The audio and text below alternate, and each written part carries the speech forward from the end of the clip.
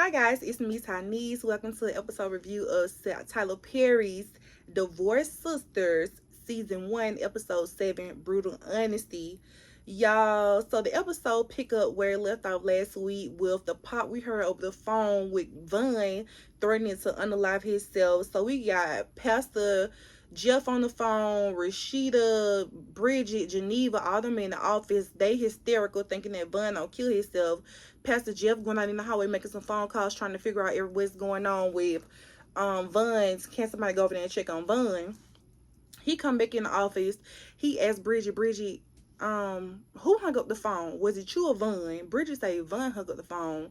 They say, if Vaughn killed himself, baby, how did Vaughn hang up the phone? Y'all, Vaughn on fate unalive himself.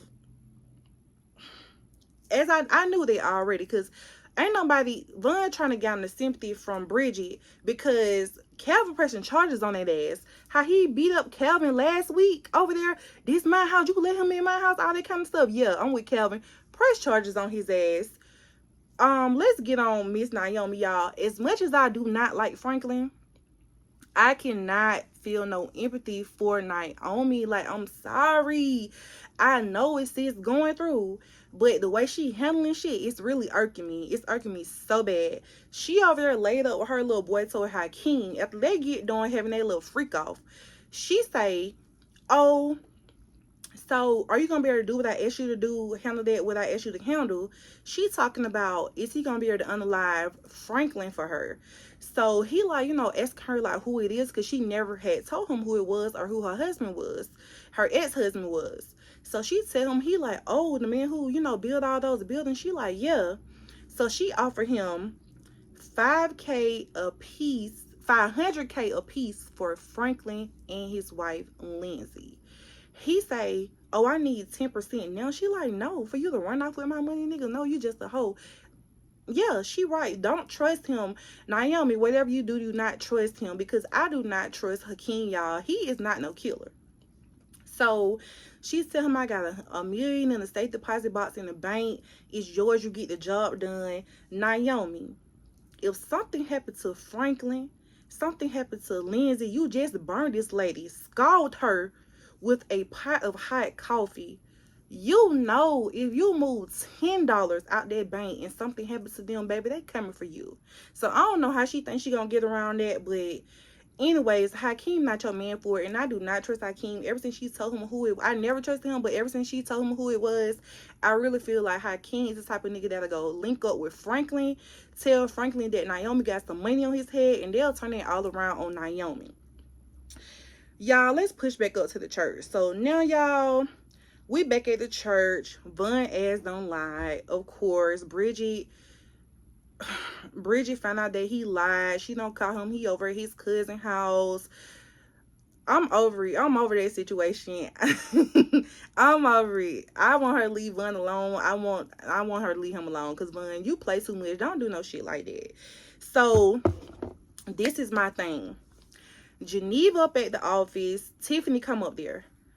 Geneva is so mad with Tiffany. You beefing with your friend. Your friend don't even know why you beefing with her over a nigga that's not even your man no more. You are married. So now you won't even tell the girl what's up. Tiffany like, what's up? Like, what is the problem? Like, why you so mad at me? Tiffany really trying to figure out what's wrong. Because every time Tiffany come around now, Geneva got an attitude. Geneva got a problem. Geneva, they're always, is this about William with the pretty little thing, all that kind of stuff? No, it's not. It's about Javon playing in your face with Tiffany, and you're playing in Tiffany's face by not telling your girl what's up. If Tiffany is really your friend, why not just tell your friend? You and Rasheda playing in Tiffany's face, because I don't care nothing about Rasheda being no pastor. I don't care nothing about all of them being friends. And in every friend group, it's different friendships within that group, but at the same time, don't play in Tiffany's face like that, because y'all know Tiffany really like Javon, and y'all letting her keep going on, and then y'all talking about it like, oh, you follow for him too fast. Just tell her what's up. Like, stop playing with her like that. And I'm glad Tiffany calling you like, girl, what's up? Like, tell me what's up. Oh, she don't want to ride with y'all because I'm around. It's because of me. It's because of me. And Geneva making up all these lies and excuses like, oh, no, it's not about you. It's not about you. Yes, the fuck it is. It's about her liking Javon liking her. But I really don't know if Javon, Tiffany is a likable woman, don't get me wrong, but I don't know if Javon really liked Tiffany, or if Javon, he liked Tiffany. Two things can be true at the same time. Javon liked Tiffany, and Javon using Tiffany to play in Geneva face, because Geneva don't want to keep messing around with him no more. Or so she say, because it seemed like she do want him, because she said that was the best man she done had. Meanwhile, okay, Jeff go up to the hospital. Pastor Jeff go up to the hospital to talk to Franklin. Pastor Jeff go up there on some pastoral duties. Like, I'm a man of God. No matter what's going on, I'm going to go up here. I'm going to pray for Franklin and Lindsay, you know, in their time of need. Because, you know, Franklin in the hospital, he haven't left his wife's side. He pissed off, you know, as he should be about what happened to Lindsay. When soon as he walk in, had go, Franklin, if I ain't gonna be able to give you that money, I ain't gonna be able to do it. Pastor Jeff like, babe, I ain't here for that. Like, I'm really here to pray for y'all. I'm here, you know, to show support or whatever like that. Next thing you know, Franklin started talking about Naomi. He was like, and then I got something for that bitch too. To who? Y'all, he talking about Rasheda. He done called Pastor Jeff's wife a bitch in his face. Why he do that? And I'm glad he did at the same time, because I was glad to see this side of Pastor Jeff about his wife. He stepped behind Rasheda. He did not play when he came to her. He went toe to toe with Franklin. Everything Franklin said, he had a comeback for it, and I was so glad to see that. He told Franklin, you let this shit touch me and my household, oh, it's gonna be hell to pay. Believe that. And I was glad for him to say that, because I don't know, it's just been like Pastor Jeff haven't been stepping behind Rasheda. Rasheda been claiming like this whole time, like she been showing, you know, I got my man back, I got my man back. But this was one time during this whole season that Pastor Jeff shown, oh, I got my wife back. And I'm glad he did that. I was glad to see that. So they leave the hospital from seeing Lindsay them. Pastor Jeff called Rasheda, where y'all at? Because he got to let his wife know, like, this nigga talking cash crazy. She in the car with the girl. She like, oh, we on our way to Naomi house. He like, don't go over there. Because this man, he on some more shit. She like, we on our way. He said, I'll meet you. Don't go over there. Tell her to come to our house. She like, well, we almost there. He like, okay, I'll meet you out there. We'll stay outside. They must didn't call Geneva, because Geneva got over there before everybody did. Geneva had time to change clothes, go over there, see what's up. I'm glad she got there before they did. They didn't get it. She walk in. Why Hakeem walking around the house naked? Cock out loud. Like, what? Fixing a sandwich. She tell him, like, you know, like, what's going on? Like, you need to leave, this, that, and the third. He was ignoring her. Like, get your shit and get the fuck. Get up, sir, and get out now. Like, you need to put some clothes on. And I'm over here panicking, like, the pastor on the way, like, put some clothes on. Anyways, Naomi come down there. She like, why are you still here? Like, get up, get out. So he got up, finally put his clothes on, get out. Naomi, back to irking my nerves. Rasheda like, no, Geneva like, girl, you go put some clothes on. She don't want to, like, what's wrong when I got on, baby? You're naked too. Like, go put some clothes on. Like, have some decency. Please, Naomi, please.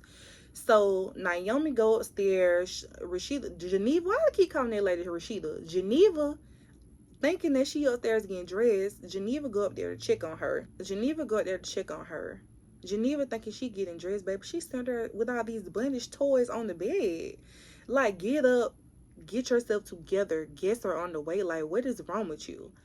So Geneva talking and getting dressed. The ladies arrive. They all outside talking to Pastor Jeff and Myron with Pastor Jeff, of course.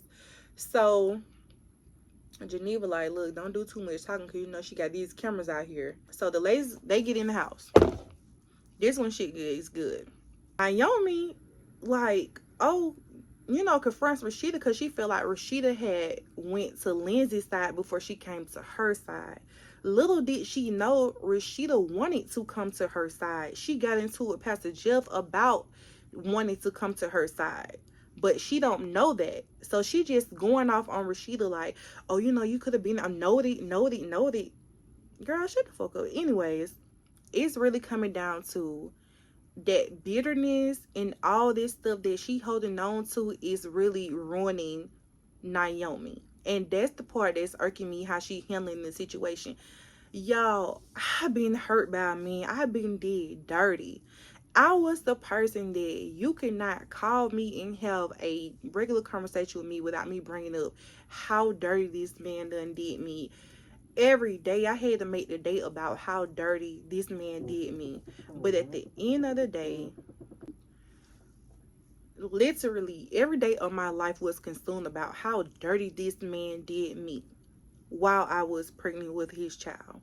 But at some point, you gotta reclaim your life, because you cannot let somebody control you that much to your own ruining. Like, because you're ruining yourself at this point.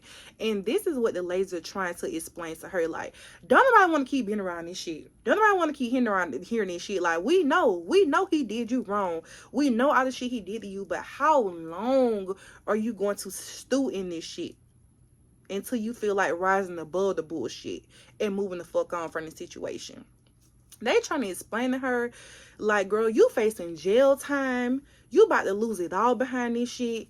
And she still want to keep going. So she mad. So she started turning everything on them. She go around the room. Oh,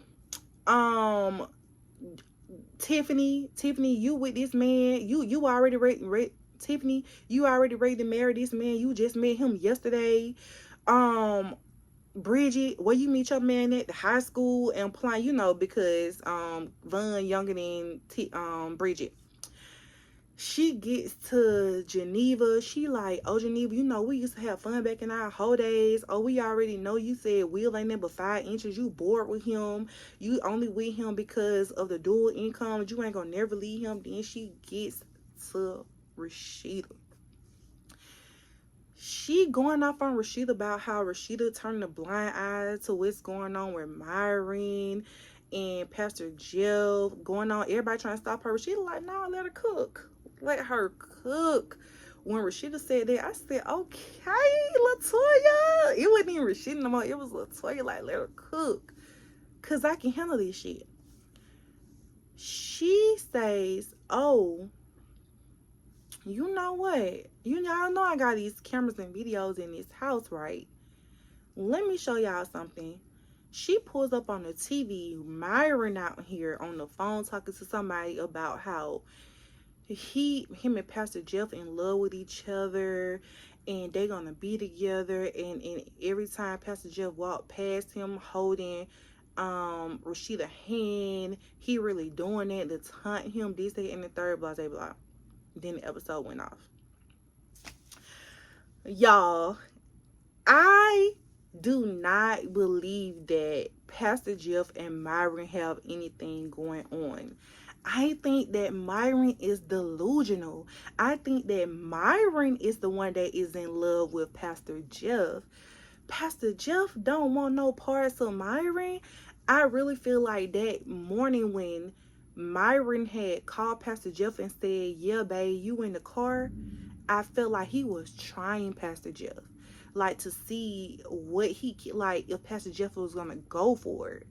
I honestly do not believe that Pastor Jeff is gay and that Pastor Jeff wants Myron. Now, it could be a plot twist and make me eat my words, but I literally do not feel like that is what's going on. I really feel like Myron is fucking delusional and that he's making this shit up in his mind. Like, Pastor Jeff do not want you. He only wants his wife. I really feel that way. Pastor Jeff might have me fooled, but we just gonna have to see.